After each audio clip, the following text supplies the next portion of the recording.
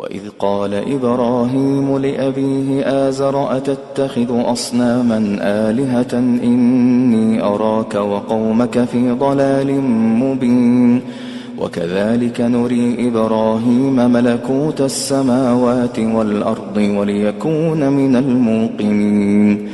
فلما جن عليه الليل رأى كوكبا قال هذا ربي فلما أفل قال لا أحب الآفلين فلما رأى القمر بازغا قال هذا ربي فلما أفل قال لئن لم يهدني ربي لأكونن من القوم الضالين فلما رأى الشمس بازغة قال هذا ربي هذا أكبر فلما أفلت قال يا قوم إني بريء مما تشركون إني وجهت وجهي للذي فطر السماوات والأرض حنيفا وما أنا من المشركين وحاجه قومه قال أتحاجوني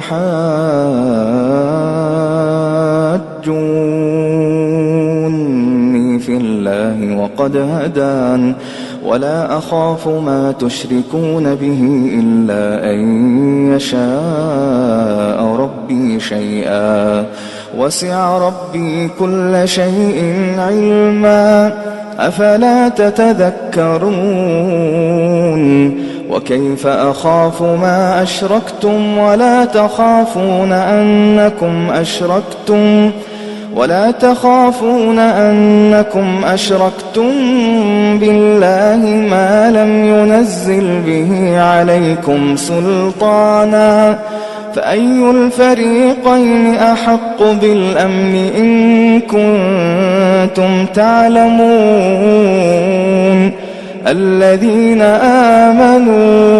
الذين آمنوا ولم يلبسوا إيمانهم بظلم أولئك لهم الأمن وهم مهتدون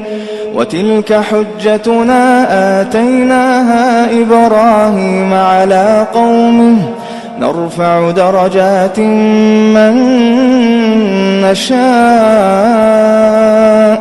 إن ربك حكيم عليم ووهبنا له إسحاق ويعقوب كلا هدينا ونوحا هدينا من قبل ومن ذريته داود وسليمان وأيوب ويوسف وموسى وهارون وكذلك نجزي المحسنين وزكريا ويحيى وعيسى وإلياس كل من الصالحين وإسماعيل واليسع ويونس ولوطا وكلا فضلنا على العالمين ومن آبائهم وذرياتهم وإخوانهم واجتبيناهم وهديناهم إلى صراط مستقيم ذلك هدى الله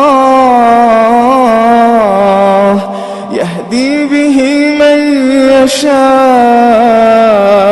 من عباده ولو أشركوا لحبط عنهم ما كانوا يعملون أولئك الذين آتيناهم الكتاب والحكم والنبوة فإن يكفر بها هؤلاء فقد وكلنا بها قوما ليسوا بها بكافرين أولئك الذين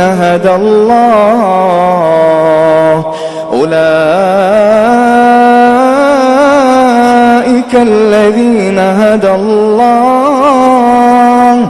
فبهداه مقتده قل لا أسألكم عليه أجرا إن هو إلا ذكرى للعالمين.